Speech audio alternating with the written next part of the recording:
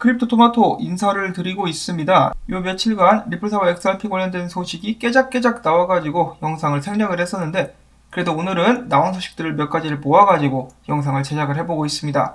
자, 첫 번째 소식부터 보도록 하겠는데요.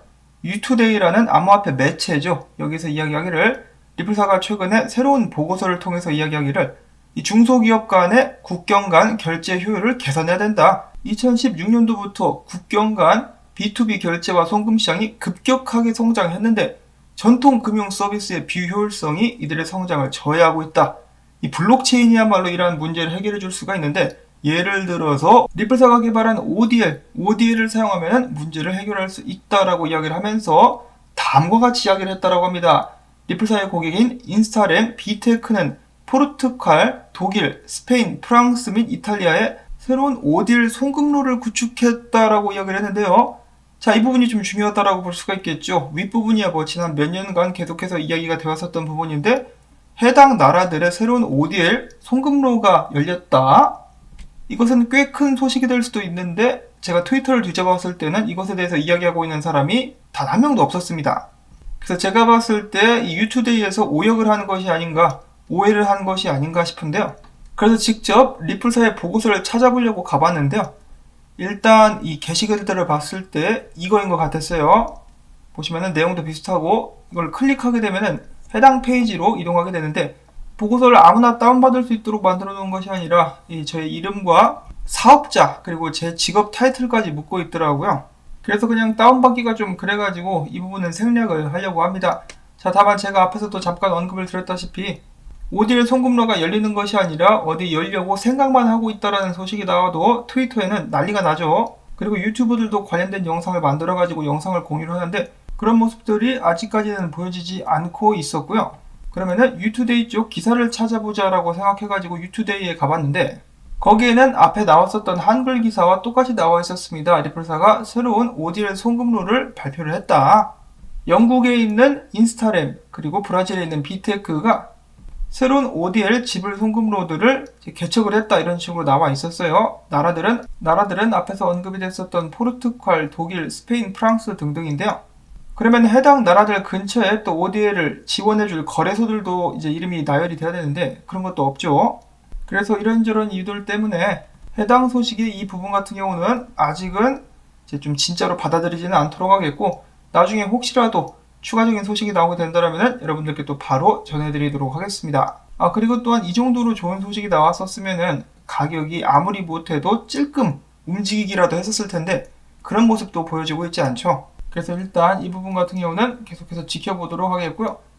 자, 그 다음에 최근에 세계적으로 화제가 됐었던 소식, 엘살바도르 정부와 암호화폐 지갑업체인 스트라이크가 함께 협업을 맺고 엘살바도르의 비트코인 결제, 이 법정 화폐로서의 비트코인 결제를 함께 지원하겠다라고 거대한 발표가 나왔었던 것이죠. 자, 그런데 이 스트라이크의 제품이 리플사의 ODL과 비슷하다라고 맨 해밀턴, IBM 출신의 개발자죠. 그가 이야기를 했는데, 그는 주장하기를 스트라이크가 비트코인을 테더로 배달하는 방식이 리플의 ODL과 충격적으로 유사하다라고 지적을 하면서, 여기서 이야기하는 것처럼 베꼈다라고 직접적으로 이야기를 하지 않았지만은, 이런 방식이 특히 3년 전에 어슈시빌라가 ODL을 소개하면서 영상을 만들었었는데 그것과 굉장히 비슷하다라고 이야기를 했다라고 합니다. 특별히 이런 부분이 나중에 큰 문제가 되지는 않을 것 같지만은 그냥 뉴스로서 이런 소식이 나와가지고 여러분들께 잠시 전해드려봤고요. 그 다음에는 변호사들의 트윗 몇 가지를 살펴보도록 하겠습니다. 첫 번째로는 디튼 변호사. SEC는 여전히 판사가 2번이나 리플사에게 공개하라고 명령한 비트코인, 이더리움, XRP에 관련된 내부 자료를 공개하지 않고 있다. 이를 리트윗하면서 디튼 변호사는 이야기하기를, 간단히 이야기해서 리플사는 SEC에게 SEC 내부의 암호화폐 매매에 관련된 비공개 내부 정책을 공개하라고 하는 것인데, SEC는 그 자료들은 소송과는 무관하다며 버티고 있는 것이다 라고 이야기를 하고 있는 것입니다. SEC 직원들도 암호화폐를 사고 팔 것인데 이것에 관련된 정책은 어떤 것이냐라고 이제 물어봤다라는 것이죠. 예를 들어서 비트코인이나 이더리움은 증권이 아니다, 이런 식으로 이야기를 하게 되면 가격이 탄력을 받을 가능성이 있으니까 SEC의 내부 직원들은 이를 미리 알고 매수에 들어가는 것은 아니겠느냐, 즉 이 내부 정보를 활용해가지고 매수 매도를 하는 것이 아니냐라면서 디튼 변호사는 의심을 하고 있는 것입니다. 자, 일단 SEC 같은 경우 뭔가 찔리는지 계속해서 시간을 끌면서 이제는 증거 수집 기간까지 늘려달라고 연장 요청을 한 상황이죠. 이 연장 요청에 대해서 제레미 호건 변호사는 이렇게 이야기를 했는데, SEC의 이번 요청은 무엇을 위해 시간이 더 필요한지 구체적으로 이야기를 하지 못했으며 설명하지 못했으며 이 부분이 문제가 될 수 있겠으나, 제레미 호건 변호사가 활동하고 있는 플로리다 법원 같은 경우는 이런 부분을 종종 들어주곤 하는데, 뉴욕 같은 경우는 어떤 식으로 결정을 내릴지는 아직까지는 모르겠다라고 이야기를 했습니다. 그래서 만약에 플로리다 같은 식이었었으면 SEC 요청이 수락이 될 것 같다라고 이야기를 하고 있는 것이죠. 자, 과연 넷번 판사와 토레스 판사는 어떤 결정을 내리게 될까요? 이어서 추가적으로 디튼 변호사의 트윗입니다. 전에 제이 클레이튼이 SEC에 재임하고 있을 때 SEC는 텔레그램과 킥 재단에 소송을 걸고 물고 늘어졌었으나 리플사에게는 그렇게 하지 못했던 이유는 리플사는 바로 ICO를 하지 않았었기 때문이다. 오히려 리플사 같은 경우는 게리 겐슬러가 이야기를 한 것처럼 코인을 팔아서 이 회사 자본을 마련하는 것이 아니라 벤처 투자자들에게 리플사의 지분을 팔아서 자본을 마련했다라고 이야기를 했습니다. 그런데 제이 클레이튼 같은 경우는 전에 공개적으로 회사가 ICO를 활용해가지고 자본을 마련하면 불법이 될 수 있다라고 이야기를 한 바가 있었죠. 근데 리플사는 ICO를 한 적이 없다.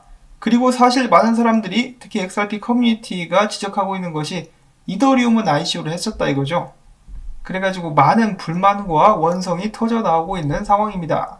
자, 그리고 계속해서 가열되고 있는 법정 공방, 이 소송을 위해서 어제 말씀을 드렸던 대로 새로운 변호사 한 명이 빵형을 위해서 추가가 됐다라고 합니다. 변호사 이름은 니콜 타츠라고 하네요.